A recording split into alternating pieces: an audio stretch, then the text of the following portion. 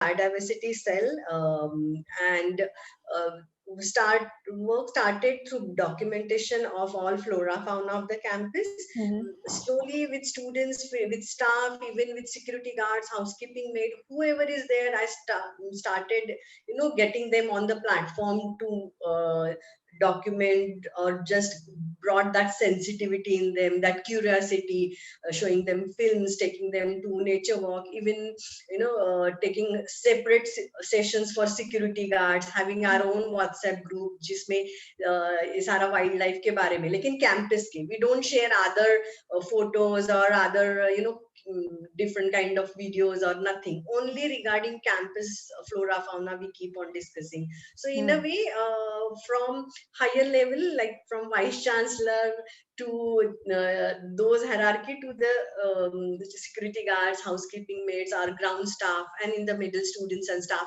everyone is involved in this initiative, or in this, on this platform. So ye ho gaya documentation kind of work. In a way, sensitivity and awareness is what we want to bring in them. Mm-hmm. And then the conservation part, which we are right now taking very seriously, Okay. because from last 2 years, or before that also, I used to work in the same campus, but on a different position. So since last 10 years, I'm on the campus since 2010. So I have seen campus, changed, for bad or for good. In a Mm-hmm. bad way means, there are few hostels or few new institutes have come up, so we have lost some part of our biodiversity. But luckily, due to biodiversity cell, or I was working, our team was working, we could at least guide them not to disturb more eco-sensitive or biodiversity hotspot identified areas. Okay. And that way, we could even save almost 4 patches of our campus, which were about to go under construction, or even a beautification, landscaping thing. So Okay. yes, these things on conservation level, we are working very hard right now.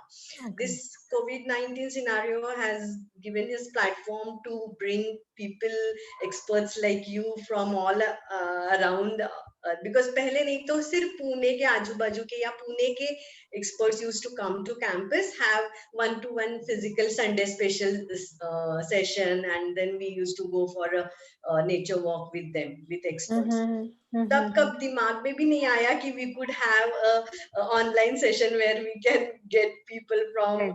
outside, and keep Right. on continuing this. So Right. that time it was different, but right now at least this scenario has got us a different opened us this thing. And Hmm. even though due to some or other reasons, students are still busy, they have their classes going on, even on Sundays they are busy on various kinds of their work. So if they could not attend, but this recording is available for them, Okay. so that way it's always nice to have online session. Right. And now, with this, I think I'll open the session. Anirban, it's up now, up to you. Let's start this. Am I audible? Yes, very Yeah. much. Yeah. Good morning, everyone, and welcome to the session Paper Chit-ups organized by the Symbiosis Biodiversity Cell. Friends, we have Miss Niharika Rajput, who has made sincere contribution to wildlife conservation throughout her fascinating art and campaigns throughout the length and breadth of the country. So the most notable ones of our biodiversity efforts and the conservation efforts include Art for Wildlife Conservation Initiative in Ladakh, which is a follow-up of our first conservation drive in Ladakh involving conservation of black-necked cranes, where she made sincere efforts to protect endangered wildlife from the Anthropocene age, conducting workshops by involving the children. Ms. Rajput is also the guardian of the Save the Sparrow campaign in the heart of the capital, New Delhi, raising awareness about the decline of the sparrow population due to the urban settlements, modern architecture, and the microwave radiations which comes with the advancement of our civilization. Uh, Ms. Rajput has also conducted another conservation drive abroad which is in British Columbia, where she made a tryst with her extraordinary work of making three miniature hummingbirds with far great precision and dedication to conserve and spread the charitable word of hummingbird bird conservation, getting disturbed by the perils of climate change. In her own words, she has said that her work is a replica of what's out there and what needs to be protected. And the records of her adventures goes on and on. This is actually a reply to the Pune Times, which I successfully gathered from the from that website. Ms. Rajput is also the guardian of the Save the Sparrow campaign in the heart of the capital city, New Delhi, which I just mentioned. Friends, I would like to conclude myself here and would like to hear more from our respected guest this week, Ms. Niharika Rajput. Thank you so much, Anirban, for all the kind words. And thank you so much, Shilpa, for having me and the other members of the biodiversity cell who've put this together. I really, really appreciate it. So I think with that, we can dive in, and I can just maybe I can just share my screen and the presentation, and you guys can let me know if you can see it. Just a second.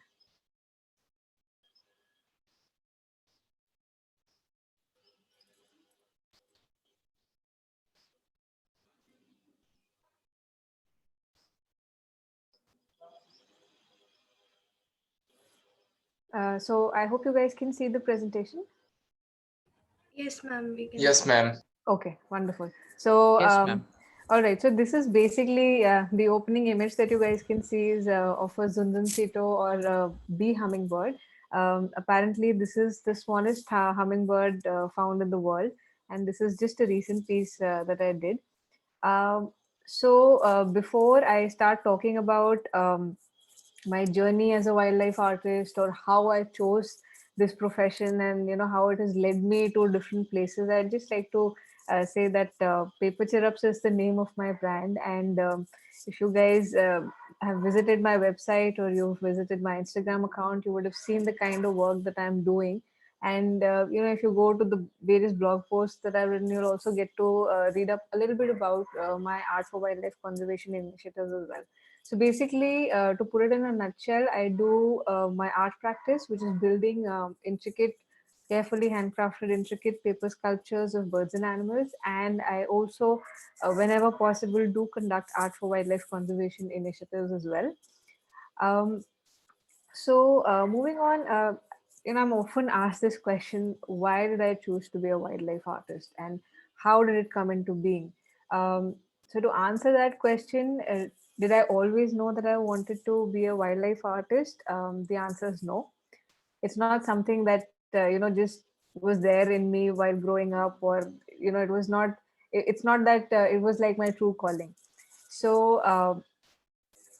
Since my father was in the army and we traveled to a lot of places and we were moving around like every 2 years or so, we always inevitably landed in places which were in nature's abode. So we were always surrounded by forested patches or gardens or green patches. So basically, there was a lot of wildlife that I was surrounded by. And I, as a child, I was very intrigued by nature and wildlife. So I would always be spending my time with insects or spiders or butterflies or birds, whatever was there in the surroundings. So I think that is where I would say, if I track it back, then that is where my love for wildlife comes from.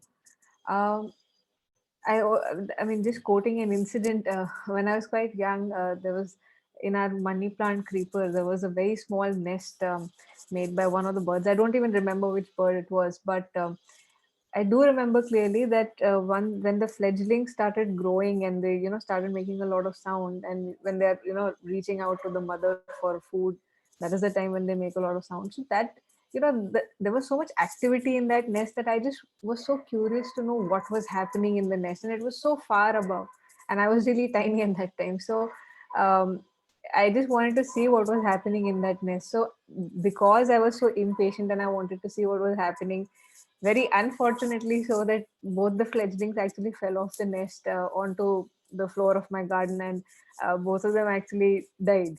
So that after that incident, I became very gentle and very more observant towards, the kind of wildlife that was around. And that was something that really shook me, when I did that. That act of mine was something that really shook me. So after that, I've been very gentle and very patient and observant towards wildlife. Um, so basically, like I mentioned, growing up, I was quite close to wildlife, and I'd always be observing how spiders weave their web and how ants are making their ant hills. And I mean, there is so much activity, that's constantly happening around you. And us being in our houses, we don't even realize that there is so much activity that's happening day and night. So from there on, basically, when I moved to Delhi a couple of years back, since Delhi is such a urban setup, and one is always surrounded by this concrete jungle, I personally feel that somehow I became disconnected with wildlife and nature when I moved to Delhi. So I think I became a little less observant than I was growing up. So only when the time came to make a career choice, I was quite certain that I wanted to be an artist, but I wasn't sure of the subject.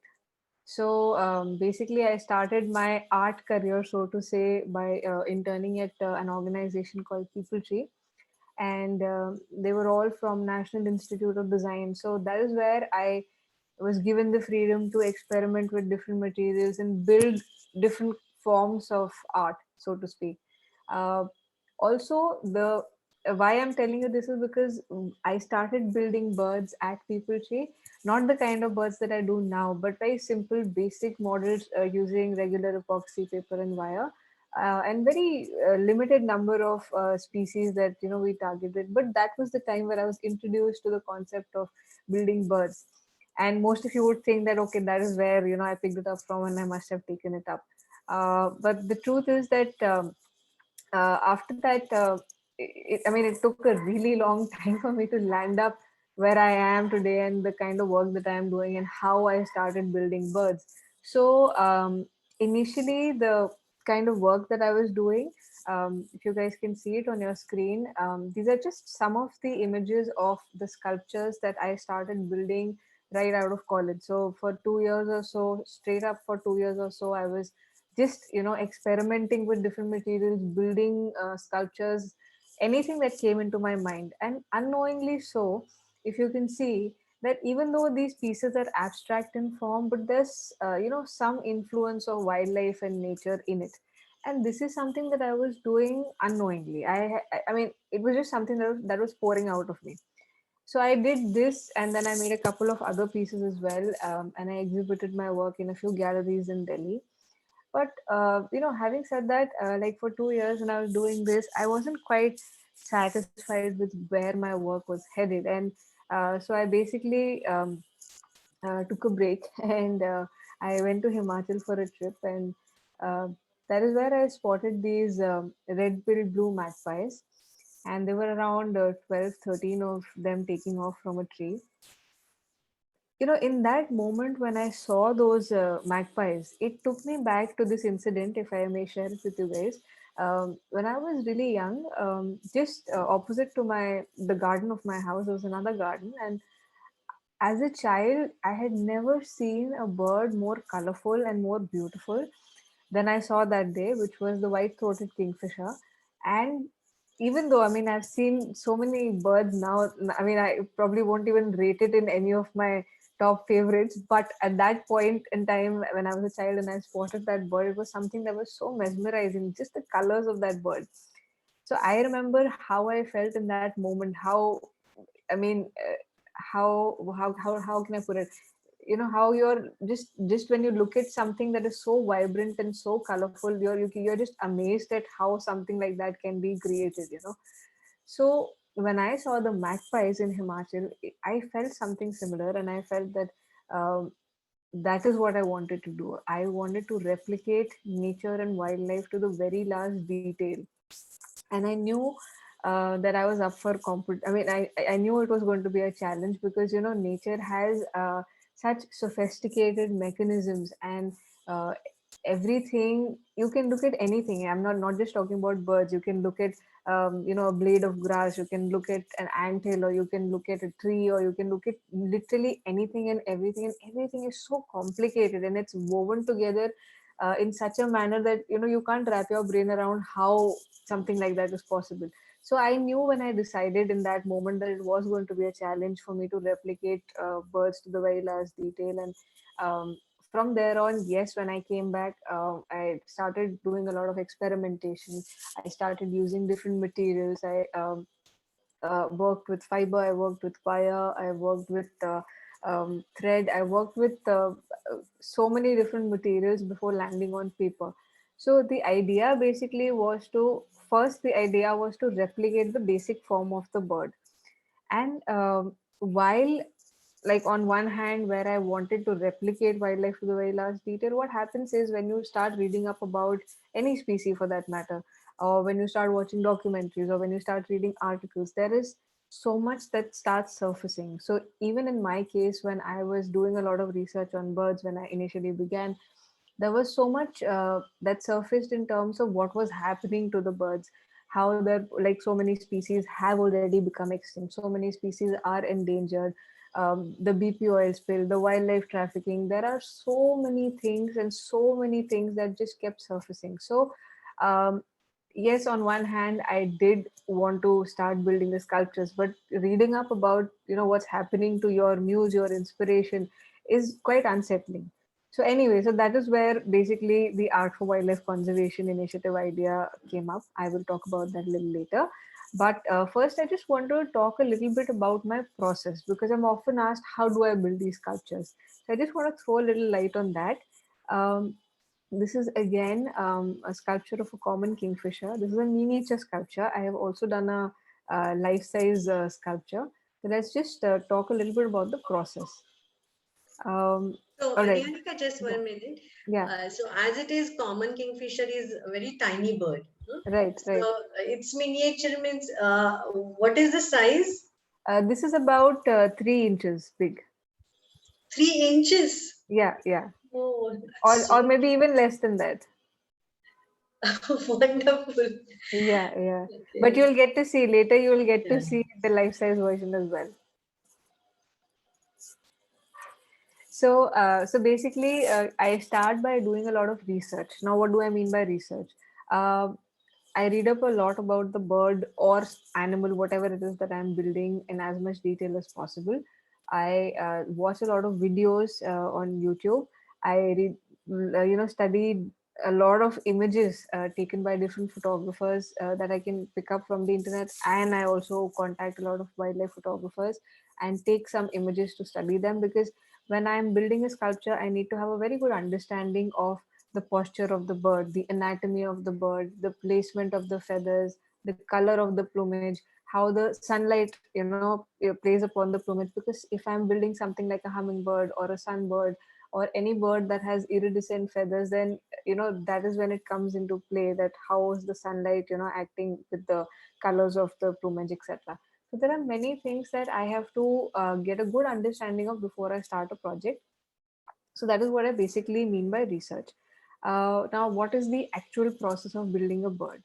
What I do is, if you see on the top left corner, you will see some sketches of the birds. So the after I basically do my research work, I start sketching out everything in as much detail as possible. So I sketch out, and also I have to keep in mind the dimensions that I'm working with, because sometimes I do make life-size versions of the bird. Sometimes I have to go miniature, like you saw in the case of a kingfisher. So I have to draw out the basic silhouette forms of the body, the wing feathers, the tail feathers, and how the piece eventually will look like and what will be the position. So these are very rough sketches that I do. In this case, I was just recently working on scarlet minivets. So these are the sketches of a miniature scarlet minivets. The next step, if you see on the top right hand corner, the next step is basically I try to prepare a structure out of wire and paper, and I work on the facial features like the beak and the eyes and also the talons using regular epoxy. So this is how I basically build the structure. Now this is in case these birds also are quite small in size. But when I am working on something like a hummingbird or a sandbird that is really small in size, I do prefer using just regular epoxy for the body. So that is a body variant, which you will get to see in the next slide. So after the body is prepared, after the basic structure is done, I move on to cutting the body feathers. So what you see in the image in the bottom left corner are just the feathers are just the primary and secondary feathers from the wing feathers. All right. So there are a lot of feathers that go into building a bird. Doesn't matter how small it is, doesn't matter how big it is. There are a lot of feathers that go into it. So I basically cut out the stencils from the sketches that I make earlier, and from those stencils I basically cut out the final feathers that are to be used on the bird's body. So here you can see basically I was building a male and a female scarlet minivet. So these are the three steps that I start with. So this here you can see a body variant. So you can see these three small bodies of the hummingbirds. These are three different kinds of hummingbirds, and because when I am doing a really small sized one or a miniature sized bird, it becomes difficult to work with wire and to create that structure and fill it up with paper and then work around it. So I prefer using just regular epoxy. Also in this image, you can see how I've cut out all the feathers, the primary, secondary, tail feathers, greater coverts, alula, median coverts, lesser coverts. So these are again just the feathers, which go up on the wings. So body feathers are different. So, there are lots of feathers that go into a bird's body. And yes, there is a certain kind of symmetry, to the feathers and how they are placed. But um, there are certain feathers that have to be shaped a certain way. The flow of the feather has to be a certain way. So those are the factors that I keep in mind. Um, the next step is basically gluing all the feathers that are carefully hand cut using a pair of scissors onto the body of the bird. So on the left side, the image that you see is again of a common kingfisher, and I have glued all the feathers onto the body and the wings. And this has to be done with a lot of precision, and there's a lot of patience involved in doing this, because if the placement of it is not right, then you can't move on to the next step. So this is just an image from behind, and then on the right hand side you can see that I have painted all the feathers. So basically, once all the feathers are glued to the body, then I move on to painting the feathers on the body. And this again is quite time consuming, because I want to make sure that I'm getting the shades of the feathers right. And what happens is that even though I study so many different photographs, you'll find that it doesn't all of them don't match up. In some photographs the colors will be, until unless you have seen the bird in person and you know how it looks like in the sun or in the shade, it becomes very difficult to just study something through photographs and get it accurately made just the way it is. Anyway, so this is how the piece turned out when I painted it from behind. This is another picture of a common kingfisher. This is from one of the pieces that I did earlier. So on the left hand side, you can see I have done a lot of paperwork, and there's no color to it. So this is when the feathers are glued. This is how it looks like when all the feathers are glued to the body. And then on the right hand side, you can see I have painted the entire piece. And also the fish that you see that is there in the beak of the bird is something that I created.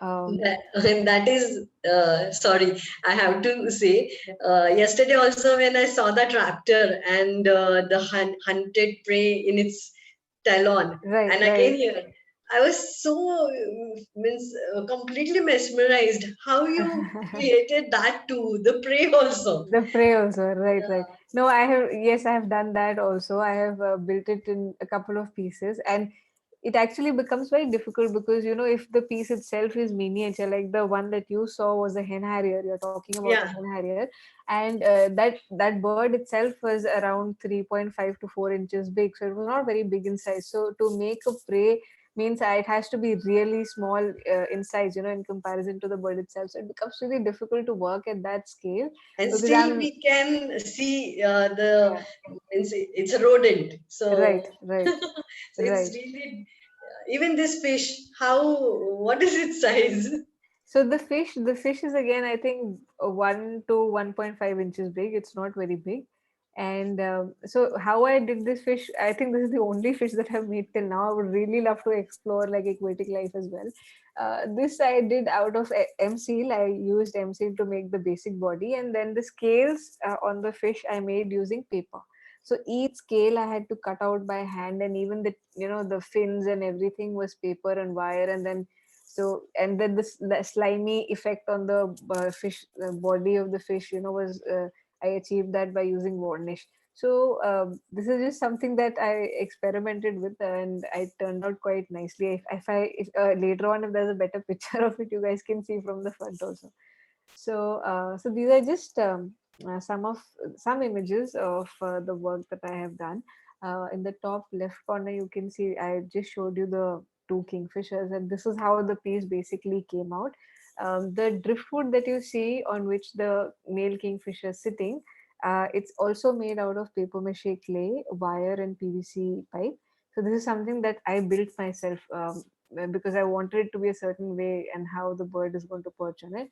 And then the moss that you see is dried moss, which is the reindeer moss, um, which is hand dyed. So the color of the moss, I think, becomes, if I'm not wrong, it becomes completely white when it dries up, and then they hand dye it to different colors. So I use that to, you know, create this piece. So the moss also has been identified, and accordingly, Yeah, what's the name of the moss? it's called reindeer moss. Okay. Yeah. So I use different kinds of mosses, and you know, when I'm building a piece, trying to landscape that piece, as in trying to build some sort of a habitat for the bird. You know, I have to study what sort of a habitat should I build for that particular piece. So in some cases, if I have to, you know, imitate, say, a forest floor, then it'll be like that. What kind of moss should I use for that, or what kind of stones I should use for that? Or I mean, there are so many factors involved. So, and I'm also, in the future, I'm looking at taking this to a level where I can actually replicate like forest scenarios and wildlife or birds in that. So there's going to be a lot of landscaping and habitat, you know, that I will be focusing on. On the right hand side, you can see an image of a female tuft coquette hummingbird feeding its fledglings. And even the nest that you can see is something that I experimented for the first time. So hummingbird's nest has this really fluffy, I mean, most birds have the fluffiness in their nest, but I was wondering how I was going to create that effect and how it's going to look like that, because it is amazing how a bird as small as a hummingbird can, you know, pick up small threads of silk and just weave the inner portion of the nest. I mean, I can go on about birds and how they're great architectures and how they build their nests, and it is just amazing when you look at things like that. Us being human beings with two hands and two legs cannot, you know, get that nest right the way birds get it right. So that is something that really amazes me. So so I got that effect using polyfill, which is you basically used to fill our pillows and quilts, etc. So that is what I have used inside the nest to get that kind of texture. On the bottom left hand side is a ruby topaz hummingbird, which I did recently. And on the right hand side, bottom right hand side, is basically Atheris hispida, which is a hairy bush viper. I have never done reptiles before, so this piece was again by a client. Somebody wanted this, and I had no idea how I was going to build it. And this piece actually took a really long time to build. So each scale that you see on the body of the snake has a piece of wire in it, which means I was cutting out two pieces of paper for one scale, and then I was inserting a piece of wire and gluing them together and then gluing it to the body. So it was a really long, time consuming process. And just to get the basic shape of the snake, because I am used to building birds. So for me, this was quite a challenge, but I really enjoyed it. And I think it came out really well. And just the shading, the painting, I mean, everything was something that really made me happy. So I'm probably going to experiment a little with reptiles as well. Um, Okay, so so that is that. When we talk about the process and how I build my birds, if any of you have any questions regarding the process part of how I do my birds, or any questions regarding my work per se, we can take it up now, or we can maybe take it up later once the session is over, and then I can move on to the next part of the presentation. So anyone has any questions regarding the process of making the birds and reptiles or whatever the last product? Okay, so Gauri is asking Niharika. Okay, maybe we can take it up at the end of the presentation. Okay. If anyone has any questions. Okay. Because Okay. I also have so many questions. Yeah. We can do that. We can do that at the end. So Gauri, we will take it at the end. Please stay with us. Thanks. Okay, so moving on to the second part of the presentation, which I mentioned earlier. So what happened basically when so I was traveling to Ladakh in the year 2015 with my father, and so my driver at the time, Jigme, he told me about the black-necked crane found in Ladakh and why it is highly revered by the Buddhists of Ladakh, and how, if I'm not wrong, it is the fifth incarnation of Dalai Lama, and what significance the bird holds for the people of Ladakh, not just Ladakh, but also for the people of Tibet. So it was just something that, by the sound of it, I thought it was quite intriguing and quite interesting, and I wanted to know more about the bird. So before leaving Ladakh, I also happened to go to one of the art galleries, which I was very surprised to find, because a place like Ladakh, I never expected to find an art gallery there. It was called Ladakh Arts and Media Organization, and I just happened to meet a lot of good people there. And when I got back, I started doing a little bit of research on the black neck crane, and I came across the report by WWF, and I read that report, and I got in touch with a few people from WWF who were working in Ladakh, and I asked them what the ground situation was like and what was actually happening to the birds and what are they doing, etc. So even though I'm a wildlife artist, I am no conservationist or a scientist or an ornithologist, and I know nothing about how things happen on the ground. But just being a wildlife artist, I have always questioned myself: what is my responsibility towards wildlife and nature? What can I do? How can I contribute? Because it doesn't matter where you come from; we can all contribute in some way or the other. So I basically came up with a project which is based on the black-necked cranes of Ladakh, and luckily enough, I got funding from a tree, and I went back to Ladakh for 3 months. This project basically lasted for 3 months, and I built in this article. You can see on the top left-hand corner, you can see four black-necked cranes hanging from the ceiling in that art gallery. So these were the sculptures. These were miniature sculptures that I did of the black-neck crane. And by miniature, I mean there was 7 to 8 inches long. But then again, the black-neck crane is a really big bird. So these were the sculptures that I did, which hung in the gallery. And because the gallery is a place which is visited it's often visited by the tourists who come to Ladakh. It's a good place for people to educate themselves or about the wildlife of Ladakh or what's happening in Ladakh in general. So along with that, I conducted multiple workshops in schools, not only in Laytown, but also in remote areas of Ladakh. So I have worked in Somoriji, Chushul, Puga, um, um, Sato. There are many different places that I have worked in Ladakh. And this project per se is an ongoing project. Um, I go back to Ladakh every year, and there is so much more that I've added to this project, which I started initially. I will talk about that in a little while. Um, Before this project, there's not a slide. I don't have images of that campaign that I ran, but I just want to add here. How I also started was the first documentary that I basically saw that completely, like, I was sold by that documentary that I am going to make sculptures of bird was the Birds of Paradise. This is a documentary by Tim Lehman and Ed Scores, and I suggest everyone to go and watch it. You will find another documentary which covers the Birds of Paradise, which is narrated by David Attenborough, and it's there on Netflix. So I suggest all of you should go and watch that documentary if you've not seen it. That is what made me fall in love with birds even more.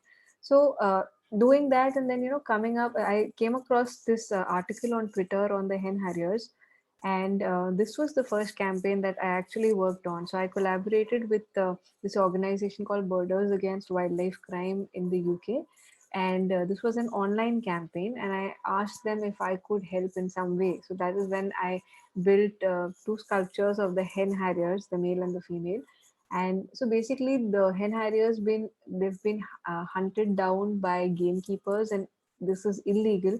And even today they've been hunted down, so only one or two breeding pairs are left in that area where they're working in. So so we basically ran that online campaign on Twitter. That was ideally the first project that I worked on, and then this the Blackneck Crane project was the second project. um, so these are some images of the workshops that I conducted in Druk Padma School, and then this is on the top hand corner is basically Druk Padma School, which is also commonly known as Rancho School. This is the school where that shooting of Three Idiots happened. So this is that school. On the top right hand corner is Lamo, and then some children, just who live in that area in the old town in Ladakh. They came down for the workshop. And bottom left corner is Somuriri. You can see in that picture behind, you can see the lake also. So these were children who were studying in the government schools, and you can even see on the wall how there's an image of the black neck crane. And even if any of you have visited Ladakh or plan on going there, you'll find that you will find references to the black neck crane. Even in fact in their monasteries, they have in their tanka paintings there are references to black neck crane. There are some monasteries that even have a taxidermy model of a black neck crane that I have seen. And so and these children, how they painted the black neck crane. So the idea of conducting these workshops was not just to make the children do some kind of an activity that they can enjoy, but also to try and understand how much do they know about the wildlife in Ladakh. Because when I was conducting workshops in Ladakh, and I used to generally ask children this very simple question: if you can name a few animals that are found in Ladakh. And there are schools where children give answers like, okay, the tigers found in Ladakh, there are lions found in Ladakh, there are elephants found in Ladakh. That means they don't know much about the wildlife of Ladakh. And till the time you don't know what is there outside, how can you even start telling them that we need to protect something? So I think the first step is to educate them and tell them about what is it that we are trying to save and protect. What is that species? So the idea is to engage them in a fun activity that they can do, but also get to know a little bit more about the bird itself. So even so, when I've conducted these workshops in schools, I've worked with about 90 100 children, 90 to 100 children at a time. So I am reaching out to that number and telling them about the black neck crane. So that is how it basically started. This is in the year 2016. Okay, in the same year, I also did a workshop on World Sparrow Day. And luckily, I mean, I don't know how this has happened, but this year also on 20th of March, I'm doing a workshop on World Sparrow Day with Kiran Nadar Museum. And this is going to be an online workshop. So all of you will be able to see the process and how I've built a miniature, small, very basic tabletopper of a house sparrow. So this was basically done in Asola Wildlife Sanctuary, and this was a workshop done with about 95 underprivileged children, and it was a day long event. So what I did during the event was there were different activities that we planned for the children. We started by a small hand building activity with where all of them were taught to build a small miniature piece of a house sparrow. Then I organized a treasure hunt, a sparrow egg treasure hunt for the children, just to um, keep them active, at the same time keep learn as to what was happening to the sparrows and how they can help, etc. And then some experts from the sanctuary also conducted a bird count trip. So they inside the sanctuary itself. So the children were told to they were taught to differentiate between the male and the female sparrow, and how they can actually count the birds. Then they were also explained how they can use bird feeders and bird houses to help the population grow and save them from becoming completely extinct. But what I have seen in Delhi is that yes, the sparrow populations are coming back, especially in areas which are still don't have glass buildings, or still are not very commercialized. There are sparrow populations that are returning, so that's a very good sign. So this was a day Yes, long. because just 1 minute. Actually, because last Sunday we had a session with Mittal Gala from Okay. Birdtown, and she gave us this idea with a proper map and all that. Yes, sparrow population is nicely, coming up, or it's there. Right. So, yeah, we got that Mhm. information from her. Okay, okay. No, so it's actually very heartening to see that the sparrows are coming back, because it's the state bird of Delhi and it would be a shame to lose them completely. So no, it's a hardy bird and it's not going anywhere. So that is that. Um okay, so I was awarded this artist in residence program, and this was a 3 months long program in Vernon, British Columbia. And basically, I had gone there to build three different sculptures of hummingbirds found in the region and in the Okanagan Valley. And I was working at Allen Brooks Nature Center. Now, my time here at Allen Brooks Nature Center was not just about building the hummingbirds.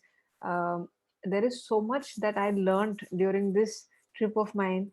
I worked with experts at the Nature Center. I learned a lot about reptiles. I learned a lot about honeybees. I learned a lot about raptor shows. I mean, I had never witnessed a raptor show in my life. So, seeing those raptors live and so close to you, there were vultures, owls, eagles, and seeing them so close to you and learning more about them the way they taught us is something that is so amazing. When you give children a book and they have some sketches there and you're reading up about it, it may not be as interesting as it would be if you have the bird in front of you and somebody is telling you and showing you rather that this is how it is, or this is how the birds are. So it was very exciting to be there.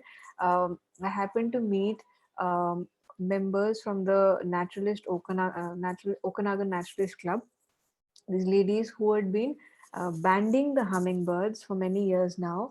And the reason why they band the hummingbirds is, of course, to track their migratory patterns. And they also attach GPS devices on the body.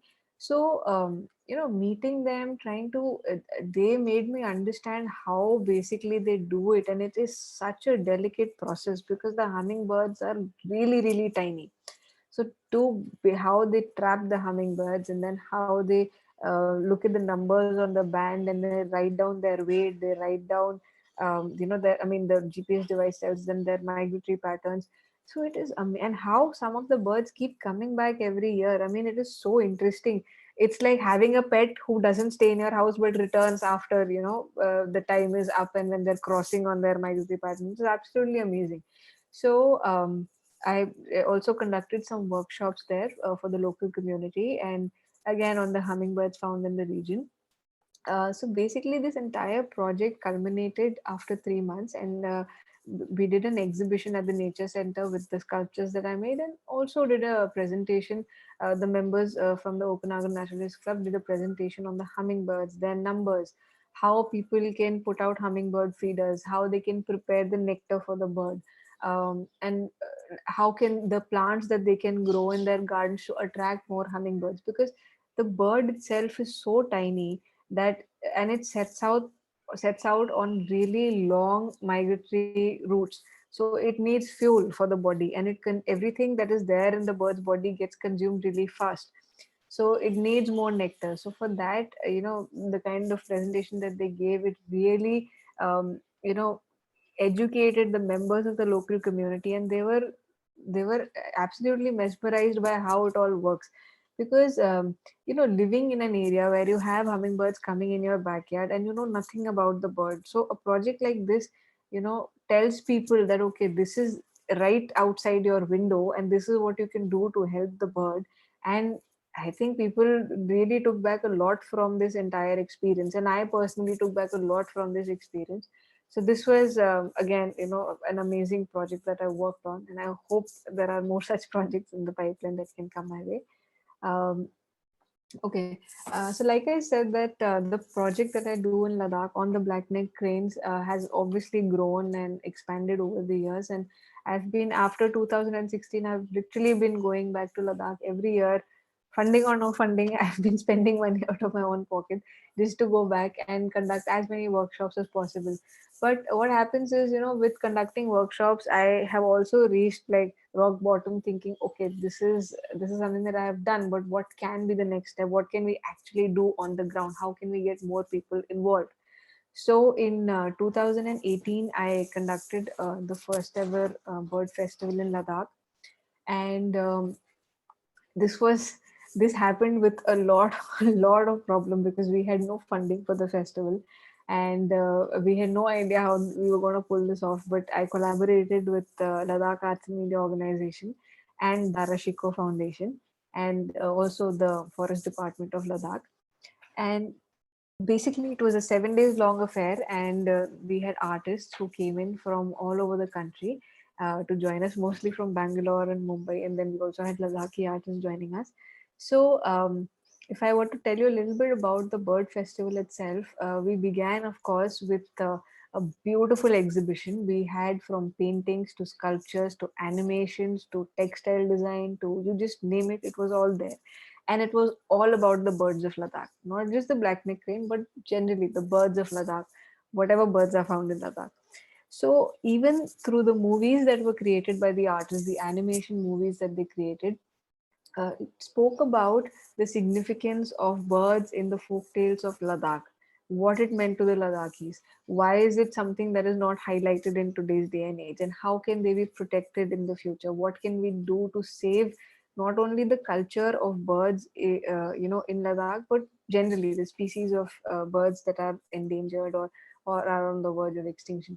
So what can be done? So there were so many different forms of art that, and then these movies have been taken to different schools, different schools, not just in Daytown but also in remote villages, and we show it to children just to make them more curious about, okay, this is what is there outside and this is what I need to learn about. So this was one of the things, and then we had a very beautiful theater performance by some of the theater artists. Some were from Ladakh, some came in from Delhi. On the So this is basically a play by Atar, and it speaks about the common hoopoe and how it is taking all the other birds on the path of liberation. Even though this is a very fantasy kind of a story, etc., which is to be narrated, but the way the performance was done and how it can uh, draw people, because sometimes when you're just doing scientific illustrations or you're just doing like replications of what is out there, it may not draw everyone. So to draw the attention of all kinds of people, the local community, we organized this performance. It was just like a musical play. So I wish I could have added some clips of the performance here, but maybe I can share it with you guys later. So that was there. Then we had many musical performances by local Ladakhi musicians, and they sang songs only about the birds of Ladakh and the significance that it holds in their culture, etc. So that was that. And then we, on the scientific side, we organized many talks by artists, and we organized a one-day conference where we invited bird experts, ornithologists, the DFO himself, all the people who've been working in Ladakh on the birds of Ladakh, the kind of figures that they have, the years that they've been working there for, what has their experience been, or how have they seen the landscape change, or what are the effects of global warming in Ladakh and how that is affecting the wildlife. So there were many things that we discussed, and it was quite fruitful, that 1 day long conference. Um, Again, we had some workshops during the whole festival, and workshops in Lamo, which is a Lakatan media organization, and many different schools. I also remember doing a workshop in Puga, which is at the nomadic school. It's a government school, and the children of the nomads in that area, which are the Changpas, they basically stay there. It's a boarding school, and there are around 80 children or so in that school. The image that you see on the top left hand corner is what is outside the school. So you can imagine the location of the school. That is the only building in the area, and for kilometers at a stretch you will not find anything. Yes, you will find the black neck crane, but you will not find a human being, you will not find any other building. So I conducted the workshop at Puga, and it was again a day long affair, and we had music, we had musical performances, we had a workshop, and what you see in the top left corner is a bird watching trip that we are doing next day morning, with an expert who was from Switzerland, a bird expert who's been, visiting Ladakh quite often. And and luckily enough, on that day we spotted one pair of black-necked crane, and of course there were many other birds that we spotted. So that was that. And so this basically culminated after 7 days. But like I said, this is an ongoing project, and my dream really is to build a nature center in Ladakh, and to have more such activities, and to be able to involve more people, the local community, in not just in terms of looking at the avian culture of Ladakh, but also just generally speaking, the wildlife of Ladakh, what is happening to it. Because actually on ground, because I've been going there every year, I myself have been seeing a lot of change in the vegetation, in the landscape of Ladakh, because of global warming. So I mean, it is really something that we need to worry about and see, how we can help. Because it's not that human beings are not being affected; they're also being affected. But we are human beings and we can speak for ourselves. But animals and wildlife, they cannot speak for themselves. So we need to do something about that.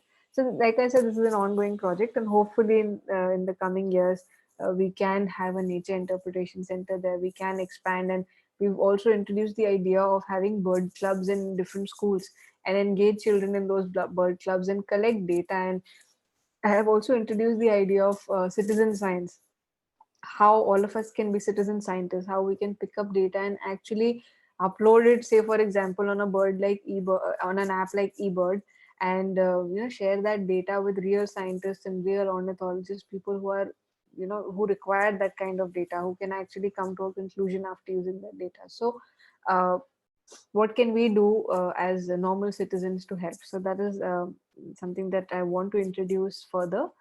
um, Other than that, I have also been working with various wildlife organizations and forest departments whenever I'm getting the opportunity. The two elephant sculptures that you see on top were basically for an exhibition conducted by WTI, Wildlife Trust of India. And this was during the Gaj Yatra. So basically, they're trying through this is a traveling exhibition, and they're trying to raise awareness on the various elephant corridors in our country. And so I had basically done these two pieces for the Gaj Yatra. On the top right, extreme right hand corner is one picture from the workshop that I conducted at Koringa Wildlife Sanctuary in Andhra Pradesh. I went down there for a bird festival, and I was invited to give a talk and conduct a workshop with the children there. This was again a bird festival that was organized by the forest department. So it's really interesting to, go to different states in our country, understand the culture of the people, and understand the wildlife and what it means to the people in that area. So it's really interesting to do these workshops, because um, if you see in the bottom extreme left corner is a picture from one of the workshops that I did in Valparai recently. And this is just last year. I went down to Valparai, and this was a project by Nature Conservation Foundation, and I conducted many workshops, and I was there for about 10 odd days. And I went to different schools, and this is an image from a government school. And we made different, like 7 8 different species of birds found in that area itself. And I worked with children from all different age groups. And you can see they're holding a hornbill, and then there's strogan, and then there are minuets. And I mean, there are too many birds that are there in the picture, so they build a lot of birds. The outcome of this workshop, just to give you an example, there are children who still write back to me, who send me pictures of birds that they have spotted. They click those pictures through their phones, and these are children in school, and they're really young. And they just send me pictures of the birds, even now asking me what bird it is, and then they want to sculpt it, and they've actually sculpted small figurines. And they just keep following my work on different social media platforms, and they just want to, imitate that and create those pieces and learn more about the wildlife, which makes me really happy. Because with these workshops, it doesn't end right there. It's not that you've built a piece and it ends there. There are people who are interested in taking it forward, and There have been so many children who reached out to me asking how they want to be wildlife photographers, and how can they take up something like that, even though I have very little knowledge about it. But it is something that, there's a spark that you can strike in someone just by doing a workshop like that. So that has been quite interesting. On the bottom left hand side are again pictures of some workshop that I conducted with WWF. Again, I've been in touch with all the wildlife organizations, and we keep doing something or the other whenever the opportunity arises.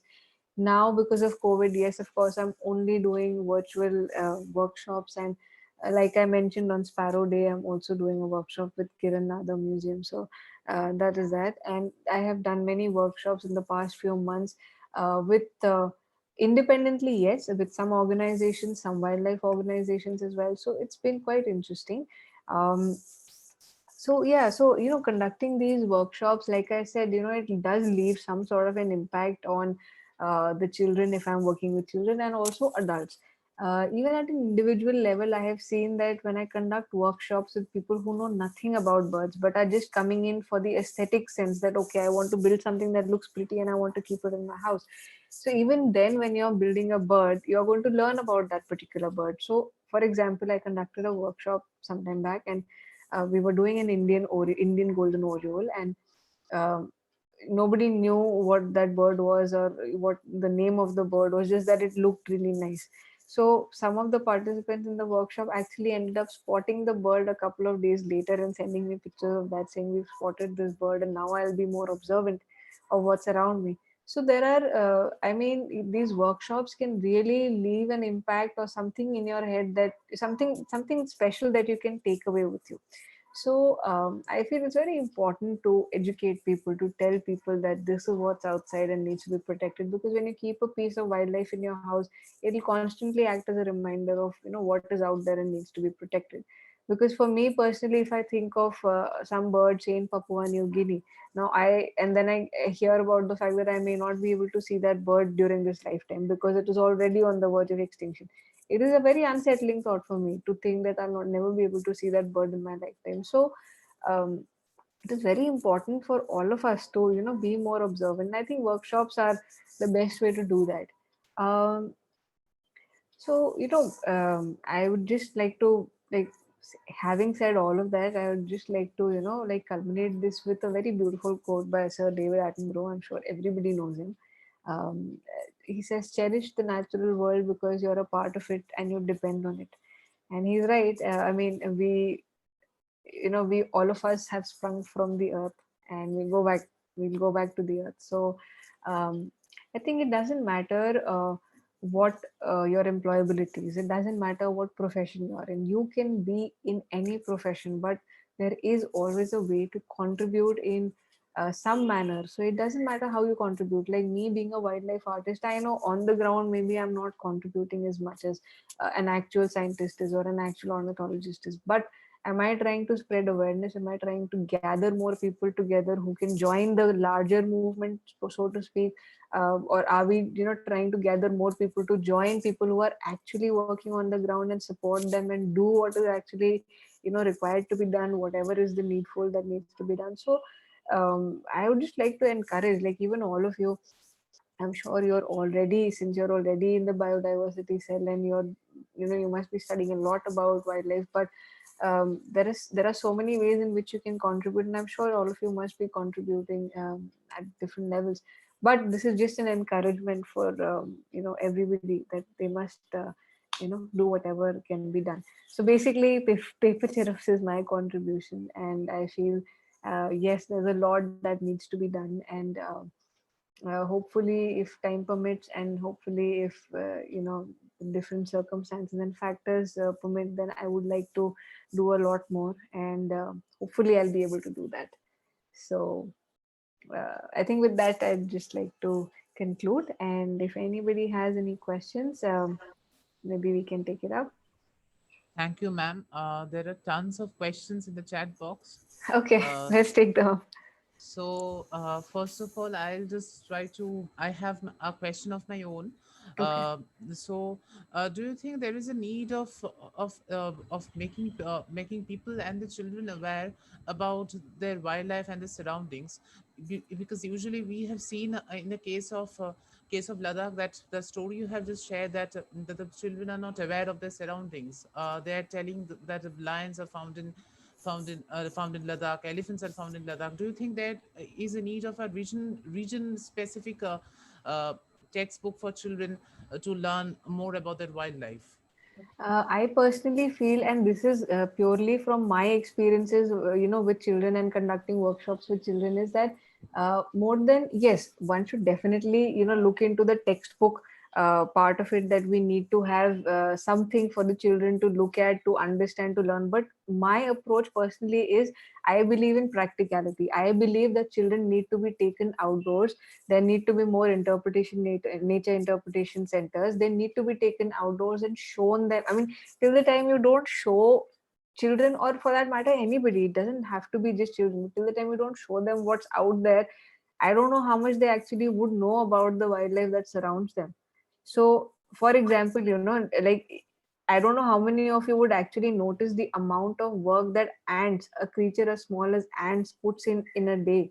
If you actually were to observe an ant from morning to night, to just be awake the whole day and look at the amount of work that ants do, how can you, if till the time you don't observe, till the time you don't look at what they're doing, you'll never have the question of, okay, what is their life like, what is the kind of work that they're doing, or what is it that is affecting them, or what is going to happen to them in the future. So till the time you're not looking at something, I personally feel you'll not understand, until unless somebody is putting down everything in a book for you, in a textbook for you, and then how does it reach out to the people, how many people grasp that.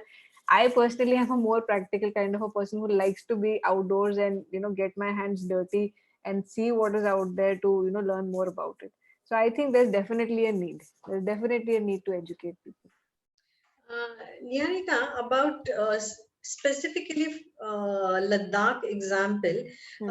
I'm a bit confused about what we are talking right now, because Hmm. they are the people who have very hard life. Means Right. I never been Ladakh, to Ladakh, but I have Hmm. heard, read, or seen, Hmm. or met people who had been there. So for those people who are, means population wise also they are very less, they have very hard life and everything, but still they are connected to nature because they work outside. They don't Right. work like we are like IT and all those, malls and all. So all Hmm. of them, they work, their pattern is different. So Hmm. why still they are so disconnected? And I have even that school you mentioned, na? Hmm. Sorry. Druk Uh, Padma. huh.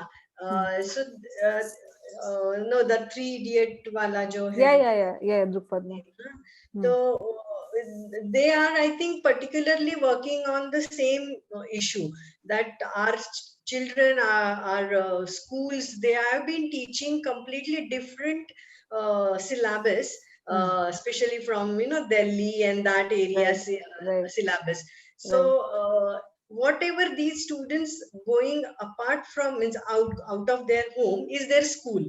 Otherwise their work and their parents and their farming and whatever they're doing. So Hmm. school is very special place for them. And if Hmm. syllabus is completely from another place, then it's a wrong information we are giving to them. So Right. what is your approach is completely important, that Hmm. we should go out and practically explore the nature, but Hmm. where the people already are connected with nature, but the education system is spoiling their information, where I think we should take more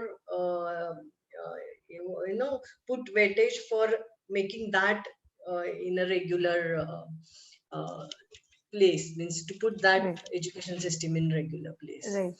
I But just, uh, yeah, yeah. Go on. Finish your question. but on the other hand, if you tell Symbiosis students or students from Pune or metropolitan city, I definitely would like to tell that they should not be given books, but At straight all. to be taken out. Right, right. That is what I believe in. That is what I believe in. But with this question, Shilpa, I just want to tell you a little bit about what is happening in Ladakh. The people that you're talking about who are, yes, mostly all Ladakhis are quite close to nature and they absolutely revere everything that is in nature. There is no doubt about it. But what is actually happening to the black-necked crane, if I can tell you, the nomads, like one of the examples is the nomads, the Changpas, who are grazers, who have sheep, Pashmina sheep, etc. They also have feral dogs. Now, dogs, they keep the dogs to basically protect the sheep or the goats that they have from the attacks by the snow leopards, etc. But what also happens is that these feral dogs end up feeding on the eggs of the black-necked crane, and the black-necked crane breeds only once, and the number of eggs that it lays is also just two. So this is just one of the reasons. There are other reasons like commercialization, how roads are being built, the tourists that are going there, the kind of disturbance that it causes to the birds. So there are many factors as to why the population is decreasing. So I think, like you're saying, there are children who are living in rural areas of Ladakh. Like for example, if I do a workshop in Somoriti or Pangong So or Chushul or Sato, these are the remote areas. Here the children know about the black-neck crane. Why? Because they can see it. It is right in front of their eyes. But children who are living in Leh town, who are going to schools like Druk Padma, or there are many other schools where I've conducted the workshops, have never really stepped out from Leh town to even go to the villages in Ladakh, because Ladakh is widespread. So they have never seen the bird. So that is why they don't know what is out there. So you're right in making the point that maybe we are teaching them about, I mean, okay, they need to know about all of the other things that they're being taught about, but what is in your surroundings, if you don't know about that before it just completely disappears in this lifetime, then there is no point. So that is why I feel that for these things, it becomes very important to have such like sessions, or take them on bird watching trips, etc., to show them that this is what is out there and this is what we need to save. So that is all that I'm trying to do. Uh, Thank you, ma'am. We have some questions from the audience as well. Uh, so Gauri is asking you, what type of paper do you use for your work? I don't use any special paper. I use usually I use pastel sheets. Sometimes I use ivory sheets. It really depends on how I want the piece to look. If the piece is, for example, if I'm doing a hummingbird or if I'm doing a miniature piece and I want the feathers to be really light, then I use pastel sheets. And if I'm doing a much larger bird and I want the paper to be slightly stiffer, then I prefer using ivory sheets, etc., which is slightly stiffer. All Thank you, right. ma'am. We have some. Yes, Gauri.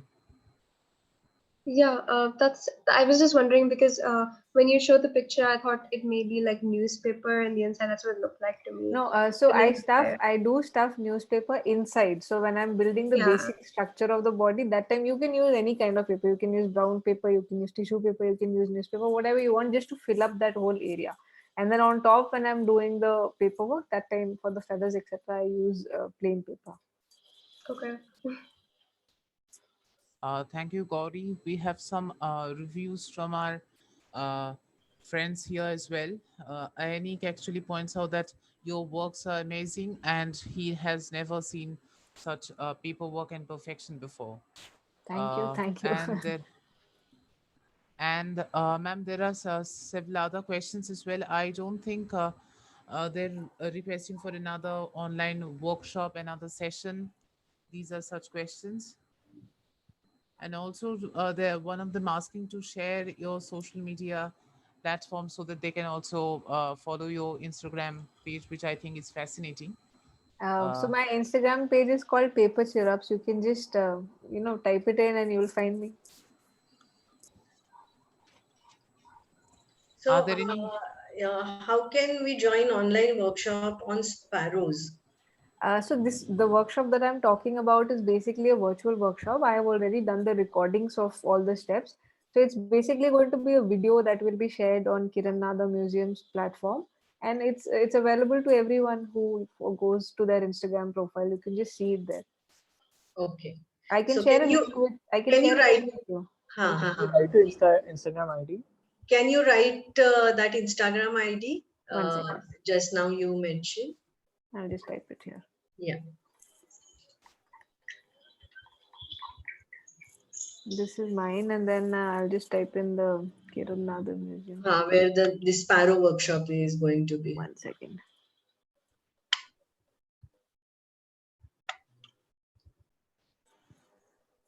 Ma'am, in Kiran Nadar Museum, So, is it, excuse me, ma'am? Yeah, tell me. yes, Ma'am, yes, go ahead. ma'am, in Kiran Nadar Museum, it is like people can buy it or it's just... No, it's absolutely free. Okay, ma'am. Absolutely free. So I'll request students to open your camera if you are means comfortable. You should. Means we want to take a picture also as we are coming to the end. So please open your cameras, and in a way it feels good to have some little bit rapport with the if not physical presence, at least online Yeah. physical presence. So thanks. Any other question?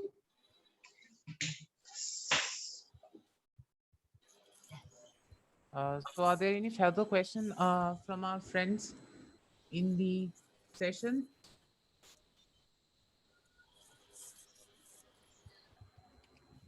Okay. So, So I don't think so, ma'am. yeah. So I would like to just mention whatever today Niharika told us. I got to understand that just being an artist, you get to observe and see a lot many things when you are in the process. And as you said that you get to know about that particular bird, then habitat, and even pros and cons, everything. I mean, just making one bird and so many things you have to learn about it. So Right. that one is really a very interesting process itself. Right. And even before you, Nirupa, Now. interacted with us, and Right. she mentioned that photographers also play very important role, as Absolutely. we as artists need photographs from different angle to know that animal or bird or a flower, whatever species. We just not always all the time go and in front of the species sit and do painting Yeah. or art, whatever. Yeah. So students who are from say, photography school or who are interested in photography, I always keep on pushing them that just go beyond your photography obsession, or it's a good thing, but still, and make sure that your photographs come to use of some or other things in related to such Right. awareness, Right. education, or some artist, or on some good platform other than though Instagram and Facebook, they bring you to the larger people and you get to know people, and that's a good way that you should put photos and all, but always even get connected with such platforms to make use of your art, Right. especially photography art. Right. Right. And Niharika, we have students from design school also today, Okay. those who Okay. have joined, and even various other institutes like liberal arts, even law. So many, almost 16 to 18 institutes are in Pune, and all total we have 30 to 32 institutes. Okay. So hopefully your video will reach to all of them one That'll day, be as great. we are going to promote it through Biodiversity Cell. Right. So yes, so thank you. Thank you. And what I wanted to ask, I think that's it. I want to mention. Should we take a picture with everyone? Yeah. Ma'am, actually, So I've taken the screenshot as well. Just to Okay. get the... so yeah, has everyone, those who are here, please open your videos and we can take one photo. Pankhuri, Khyati, Pooja, Tanvi, Rohit. Open your videos for. Hi, Viren. Hi, Ainik, for joining us. Hi, ma'am. Okay, ठीक है, huh? Chalo then, it's done. Thank you. So, Thank you so Anirban, much, Kripa, for having me. so Anirban, you can go ahead with your again formal You know, we love to give formal talk, you know, vote of thanks, introduction. Okay. And I think I'm best for that. So, so actually, I've just gathered few points that Miss Niharika Rajput has just made here. So much activities happening around, and when she moved from Punjab to Delhi, she got disconnected from the war life and moving away from the concrete structures and visit the green. So these are the statements that I have gathered from the session so far. Thanks a lot, ma'am, for an amazing discussion, and to all our friends who have attended this week's session. Symbiosis Biodiversity Cell is great to have you and would like to bring more fascinating discussions to the table in the upcoming few days. Stay tuned for more updates. Thank you so much, Anirban. And thank you, Shilpa, and the rest of you for being there and tolerating me for this 1 hour. No, So no. thank you so much. And again, while ending this session, I have a nice thread to take ahead. I didn't know that, Niharika, you had done lots of work in Ladakh and that part of our country. And next session, surprisingly, luckily, we have a person coming on this platform who is going to talk about Ladakh and Okay. the Who's there, if I part may of ask? that. It's a surprise. Oh, okay. All right.